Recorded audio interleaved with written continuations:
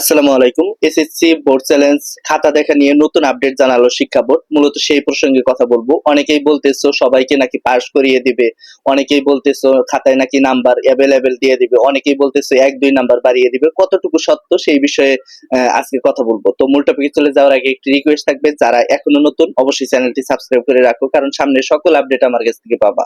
তো শুরু করা যাক। দেখো তোমাদের পাস বাড়বে কিনা। বর্তমান প্রেক্ষাপটে কিন্তু সারা বাংলাদেশে আন্দোলন হচ্ছে শিক্ষা উপদেষ্টাকে নামানোর জন্য। শিক্ষা উপদেষ্টা কিন্তু সঠিকভাবে কাজ করার চেষ্টা করতেছে, কিন্তু তোমাদের মনের মতো হচ্ছে না। কিভাবে সঠিকভাবে কাজ করতেছে, তারা কিন্তু পিএসসি পরীক্ষা জিএসসি পরীক্ষা আনার চেষ্টা করতেছে এবং প্রত্যেকটা শিক্ষার্থী তাদেরকে যারা 79 পাইছে 32 পাইছে তাদেরকে যদি 1 নাম্বার বাড়িয়ে দিত, এটা কিন্তু ভুল ছিল, এটা শিক্ষা উপদেষ্টার ভুল ছিল যে লাখো শিক্ষার্থী তারা কিন্তু পাশ করতে পারতো। হয়তোবা 2026-2027 সাল থেকে তারা কিন্তু এটা চালু করতে পারতো, কিন্তু তারা করে নাই। যার কারণে শিক্ষার্থীরা আন্দোলনের মুখে এবং আন্দোলন করতেছে। অনেকেই বলতেছে এক সাবজেক্ট পরীক্ষা দিয়ে আমরা 3 সাবজেক্টে ফেল করেছি, অনেকেই বলতেছে 2 সাবজেক্ট পরীক্ষা দিয়ে আমরা এক সাবজেক্টে ফেল করেছি, কোনো সমস্যা নাই। কিন্তু যারা এক সাবজেক্ট পরীক্ষা দিয়ে 2 সাবজেক্টে ফেল করেছে তারা কেন করলো, এটা কেন শিক্ষা বোর্ড ভুল করলো, এটা কিন্তু তারা বলতেছে। এবং সেই সাথে সবাইকে পাশ করিয়ে দিবে কিনা, শিক্ষা বোর্ড বর্তমানে চাপের মুখে আছে, এটা আমরা 100% মেনে নেই এবং তোমরাও মেনে নাও। কিন্তু এই শিক্ষা বোর্ড কি তোমাদের আসলেই 1-2 নাম্বার বাড়িয়ে দিবে এবং সবাইকে পাশ করিয়ে দিবে? প্রথমত কথা বলবো যে সবাইকে পাশ করিয়ে দিবে কিনা, না, কখনোই না। সবাইকে যদি পাশ করিয়ে দেয় তাহলে পাশের যে একটা হার, এই মানবন্টনটা কিন্তু সঠিক থাকবে না। এখন আমরা প্রত্যেকটা শিক্ষার্থী যারা আছো তারাও কিন্তু চাও না যে সবাইকে পাশ করিয়ে দিক। যারা যোগ্য ব্যক্তি তাকে কিন্তু অবশ্যই পাশ করিয়ে দিতে হবে। একজন অযোগ্য যে কিছুই লেখে নাই, খাতার মধ্যে একদম ফাঁকা রেখে আসছে, সে কি পাশ করতে পারবে? না, কখনোই পাশ করতে পারবে না। তো তাকে পাশ করিয়ে দেওয়ার দরকার নাই। যারা পাশ করবে তাদেরকে পাশ করিয়ে দিতে বলছে শিক্ষার্থীরা। অর্থাৎ অনেক শিক্ষার্থী তারা আন্দোলন করতেছে এবং পাশ বাড়িয়ে দিবে নাকি, বা 1 বা 2 নাম্বার বাড়িয়ে দিবে কিনা, এমসিকিউতে নাম্বার বাড়ানো হবে কিনা, বা অনেকেই বলতেছে যে নাম্বার অ্যাভেলেবেল বাড়িয়ে দিবে। না, এটা কখনোই করবে না। 1-2 নাম্বার যদি বাড়িয়ে দেয়, এটা শিক্ষা বোর্ড কখনোই বলবে না। অনেকেই বলতেছে যে আপনি তো জানেন না যে শিক্ষা বোর্ড 1-2 নাম্বার বাড়িয়ে দিবে কিনা, তাহলে কিভাবে নিউজ প্রকাশ করেন যে 1-2 নাম্বার বাড়িয়ে দিবে?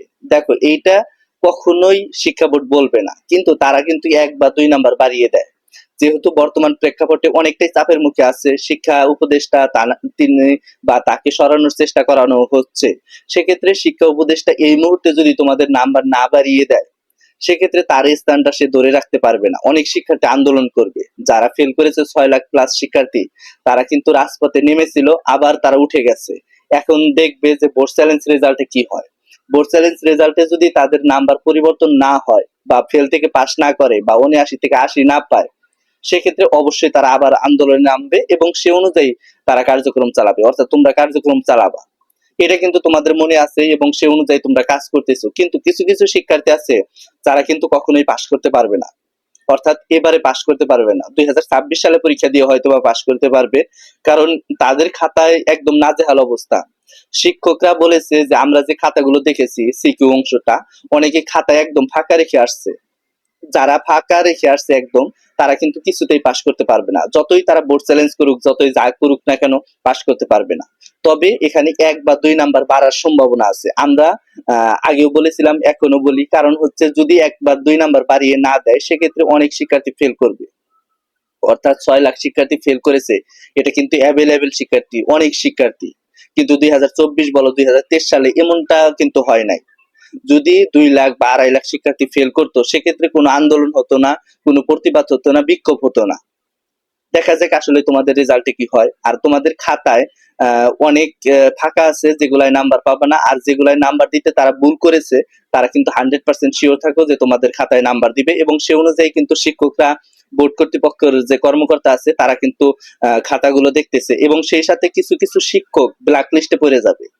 অর্থাৎ এর পরবর্তীতে তারা কিন্তু খাতা দেখা তাদের সৌভাগ্য হবে না, তাদের কাছে খাতা আসবে না। কারণ এই যে এই টার্গেটটা, এই যে খাতা দেখার যে একটা অপশন, তারা টিকটকার দিয়ে খাতা দেখাইছে কিছু কিছু শিক্ষক। তো লাস্ট মুহূর্তে বলবো, তোমাদের রেজাল্টটা কবে দিবে? দেখো, রেজাল্টটা সাধারণত 9 তারিখের আগে পাবলিশ করা হবে না, 9 তারিখের পরে রেজাল্ট পাবলিশ করবে। আর রেজাল্ট যেদিন পাবলিশ করবে, তার 2 দিন বা 1 দিন আগে তারা জানিয়ে দিবে। দেখা যাক আসলে কি হয়।